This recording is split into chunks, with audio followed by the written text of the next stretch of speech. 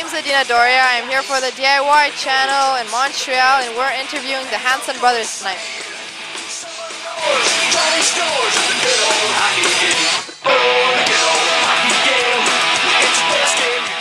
Good. All right. So, what albums shaped your life? What album shaped my life? Yeah, your favorite albums. Geez, that's a tough question. I think probably DOA's single. They did the 7-inch 13 and The Prisoner.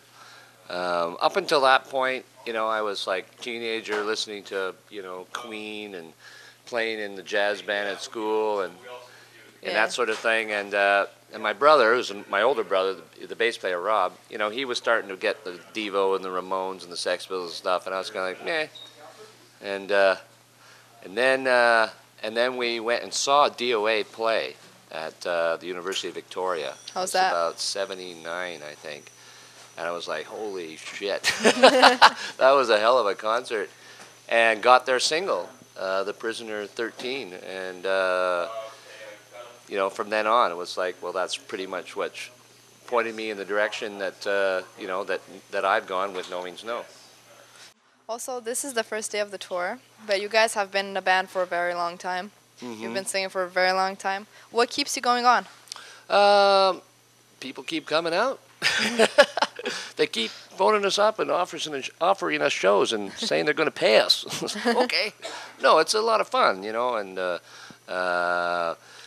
you know, essentially the spirit on stage now is really no different than it was when we were first starting. I mean, we're definitely a lot older and losing our hair, but, you know, the joy and the fun, the energy of a show is as exhilarating now as it ever was, and you know, we're not sleeping on so many hardwood floors anymore, for sure, and you know, we've been making a living off the band, and that's great. But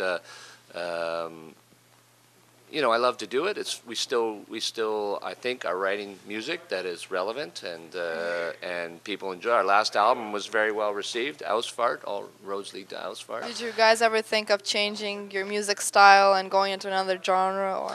No, you know, we pretty much knew what we were doing. We knew we weren't going to be a mainstream band. We're not going to try to achieve commercial success, you know, the normal routes with you know, with contracts and with companies and so it's not a fit for us, and we've always considered ourselves to be a live band, a concert band, and because we basically sort of carved our own path, we could decide what we were going to do. I mean, and that was the greatest thing working with Alternative Tentacles, was Jello Biafra was very supportive and just, you know, he let you do what you did, and wasn't, well, this is going to sell more copies if you sing about girls, you know, sort of thing, right? So we had a very good relationship with them, which allowed us to be creative, but at the same time was supportive to get our records out there, and you know, that sort of thing. What do you feel that you have accomplished so far as a band, and what do you want to accomplish in the future? I think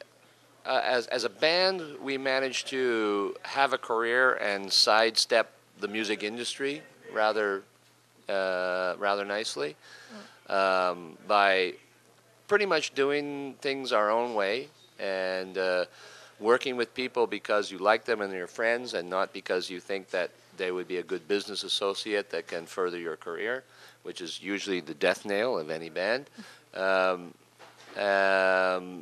And I've been lucky enough to be able to make a living from that, and have been living from our music since about, I guess 1990 would be probably when really the tides were turning. The shows in Europe are getting very big, and we actually started getting paid well. So I think the fact that we could take this kind of crazy little punk rock, although you know, we're not totally punk rock, of course, we're a blend of a lot of music. Mm-hmm. But to take this rather sort of obscure band from Victoria and travel the world and make a living from it is, you know, I don't think I would turn back the clock and try to change anything, really.